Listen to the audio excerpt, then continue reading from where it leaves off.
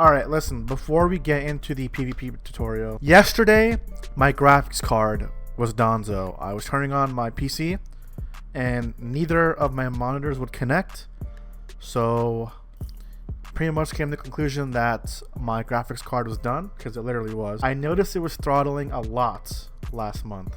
We swapped it out and got an RTX 2060. So I've gone from getting 60 frames in remastered to 108. Thanks for your guys' support. I've been running some dono goals on Twitch and of course the YouTube videos. Thank you guys so much for watching. We're going to be upgrading the PC pretty soon. We already got the RTX. I'm probably going to swap out my processor next, and we're pretty much good to go. So that finally means we're going to be able to make some BDO remastered videos from now on. So you guys can look forward to that. Thank you guys so much for your support. It really means a lot to me, and now hopefully I can give back to you guys by putting out some better quality content in terms of graphics.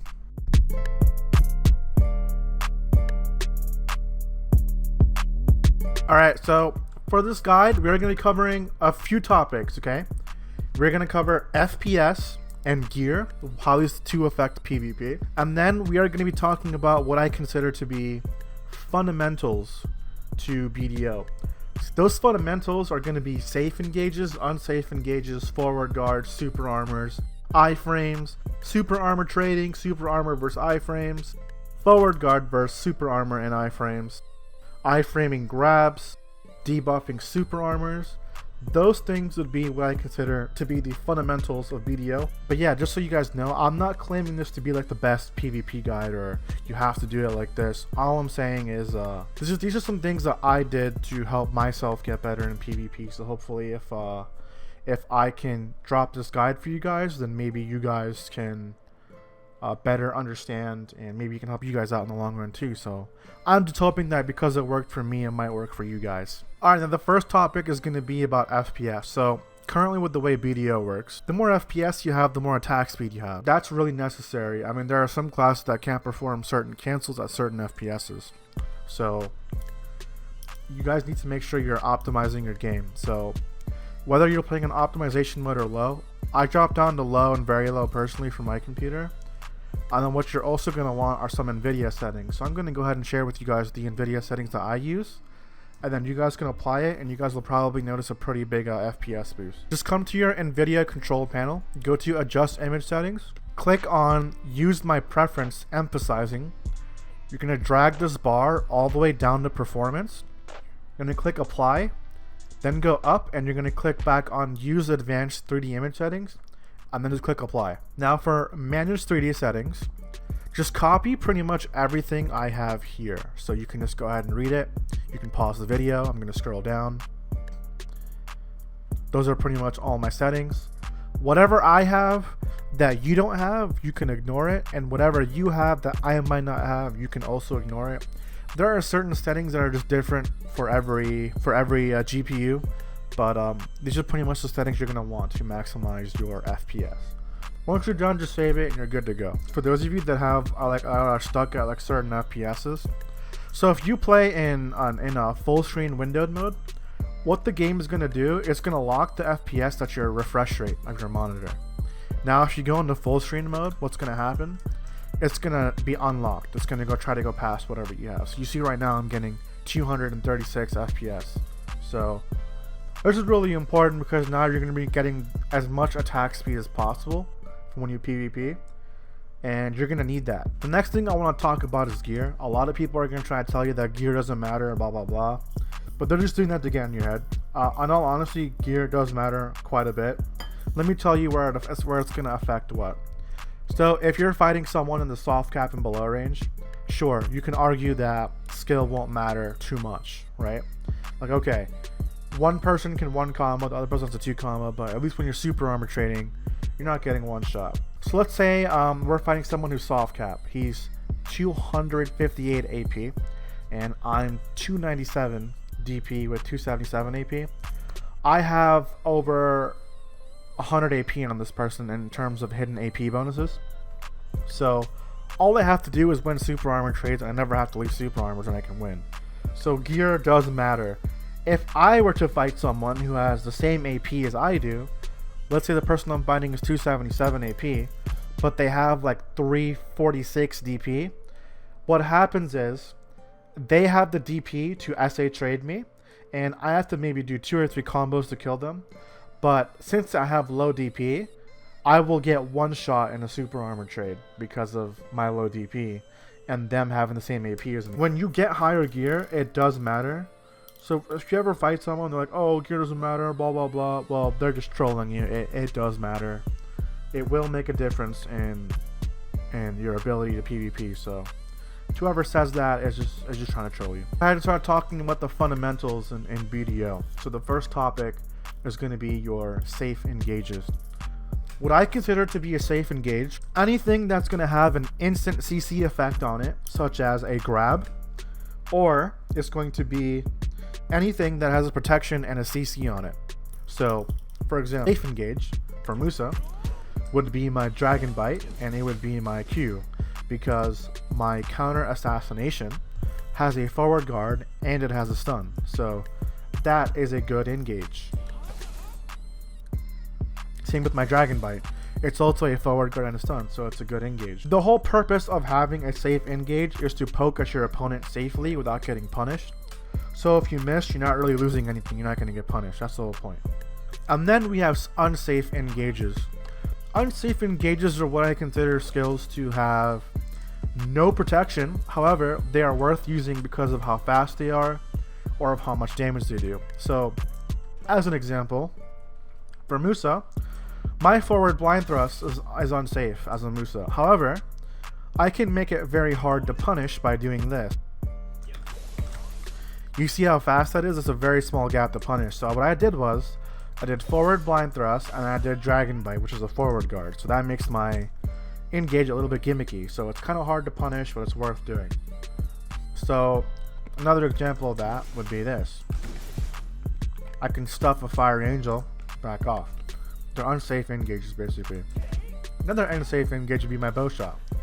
There's no protection, but however, because I'm so far, they most likely don't have the ability to react or hit me from that distance, so I can do that. So that is the whole purpose of safe and unsafe engages. Your safe engages are to throw out either punishes or to try to catch your opponent safely, or you can use your unsafe engages to punish unsafe abilities, or you can use it to try to open up your opponent. A super armor is basically an ability where you will not be able to take any CC effects. You cannot be stunned, stiffened, none of that. The only CCs that affect super armors are slows and grabs. You can grab a super armor, and you can also apply slows on them, and any other debuff, such as a DP debuff, movement debuff, attack speed debuff, all that jazz. So to give you an example, why is this good to know? Well, let's say you're fighting someone who is, throwing out super armors all day. Let's say I do my below the belt. Well, below the belt on Musa doesn't have any CC effect on it. So if you know when your opponent is going to throw a below the belt out, you can react and either go for a grab and punish him, or you can apply a slow debuff, which as you can see here, or you can apply the attack speed and casting debuff. Whatever debuff you have, you can throw it out there, back it up, create some space. Now he's debuffed, so when you're fighting him, he is at a disadvantage. So it is good to know what you can and cannot do to a super armor. Forward guards are going to be your abilities that use your block. So when you block and that little shield pops up, pretty much what that does is it's going to literally block, and it uses your shield. So a forward guard is going to cover about a half circle area in front of you. Anything angled deeper than that to your back is going to be unsafe and unprotected. Iframes are going to be abilities that are immune to every single CC in the game, and it's also immune to damage. Now we're going to talk about super armor trading. The whole purpose of super armor trading is to see who you can get to low health first, or if they are low health and you don't want to make a risk, you can throw out super armor trades and force them to die. So the whole purpose of super armor training is to rotate your super armor. So for Musa, it'd be below the belt, crosscut, linger, backflow, linger, and you're hoping you can kill your opponent, or if you're also trying to hope for you can also damage your opponent. The other purpose of super armor trading is to also bait your opponent to do an unsafe ability. So for any class that has a lingering super armor, so if I do this and I linger it, and I notice he's going to do an unsafe ability, what I can do is I can sit there and then go for a back attack like that and hopefully get a punish. So you can also use super armors to bait people. Now if you're a heavily dependent class on super armors and you fight a class like Sork or Ninja that have quite a bit of iframes, or even Lon, Tamer, what you need to realize is that when you're super armor trading against iframes, you're going to lose a super armor trade because they are going to be immune to your damage and you will be wasting skills and they'll be hitting you while they take none. So it's very important that if you fight a class that has iframes, you aren't throwing super armors into their iframes, because one, they can grab you, two, they're just going to blow you up while they take no damage and you are. So when you're fighting against a class with iframes, play it patient. Forward guard trading against super armors is a really useful mechanic to know. Let's say I'm about to die. Well, we already know that if you trade super armors and you're about to die, you're going to die. What you can do, however, is you can either linger a C-swap, because most of the C-swaps in BDO are forward guards, or you can try and trade with a forward guard, because what's going to happen is if they're trying to super armor trade you while you're low and you do a forward guard, you're actually going to get a full block and you won't take damage, and it's going to allow you to heal. So knowing when to trade your forward guards against super armor can be really, really helpful. Iframing grabs are a huge mechanic to classes that don't have grabs. So what does this do exactly? So let's say if my opponent comes and grabs me and I do my evasive charge, which is an iframe, what's going to happen is that my opponent is going to miss the grab and he's going to be put in a whiffing animation. Any class that misses a grab in BDO currently, when they're put in that whiffing animation, they are completely unsafe. So what you can do is, if you're fighting an opponent with a grab, you can go in and try to bait them, and then right as you think they're about to grab, do your iframe, they miss, and you can punish them. Full combo. And they are donezo. Another mechanic to know, which would be debuffing super armors. If you're fighting someone who is playing really, really defensive, and let's say all they're doing is super armor trading you and nothing else, what you can do to annoy them is you can just debuff them. So for example, if you're fighting a class that is super armor trading you and there's no CCs on the super armors, you can spam debuffs on them. So whether you got skill add-ons that can do it or you got actual skills that can debuff them, you can slow them, you can steal their mana, casting speed debuff, accuracy debuff, DP debuff. Do whatever you can to put them on a debuff, and then you can try to actually trade them. Once you guys are understanding of all those fundamentals, it's going to be time to learn your own class. So the best way I can say to learn your own class, and what you should do, is read your abilities. There's so many people that just are like, I need a guide. I need to go on YouTube, look up a guide for my class, and I'll know what to do. While that's great and all, if you want to be a player that stands out in PvP, you need to read all your skills, and you need to know what every skill does, because let's say you're in a pinch, and let's say all your cooldowns are blown, right? All my cooldowns are off, right? All my cooldowns are off, let's say. But let's say you catch a dragon bite and all those cooldowns are off. How are you going to combo them if you don't even know what other CC effects your other abilities have? So it's going to be really important that you guys learn your own class. I would recommend that you read all your abilities, get very familiar with your class, learn how to rotate your super armors, learn when to iframe, learn how to be safe, engaging safely, disengaging safely, winning the super armor trades. By all means, watch guides, definitely watch the other streamers. All I'm saying is don't be a sheep. You should definitely read your own abilities. Of course, learn from other people, but you should also be well aware of what your own abilities do, so that way you just understand that much more what you're doing when you're PvPing.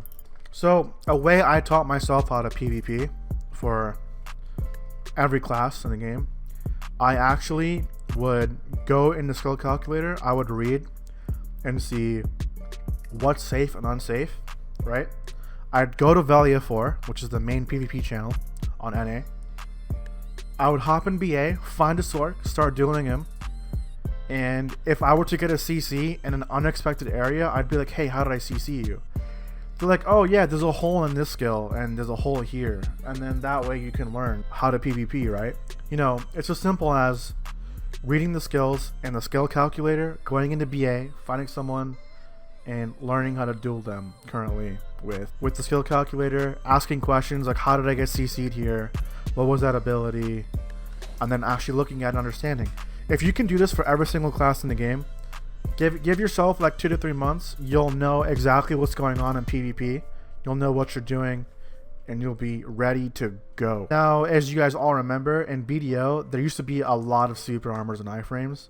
As of recently, they nerfed them, right? So for the 1v1 meta right now in BDO, you're actually forced to play in a defensive meta. So why am I forced to play in a defensive meta? So for Musa, for example, everyone that I fight, they always complain that Musa's just run away, they play defensively, oh, you suck ass, or you don't know how to fucking do this, you should be playing aggressive. But the fact is, dude, if you're complaining about how someone's playing and they're beating your ass, you're just a salty loser at the end of the day, and you don't want to get better, and unfortunately, because you don't want to win.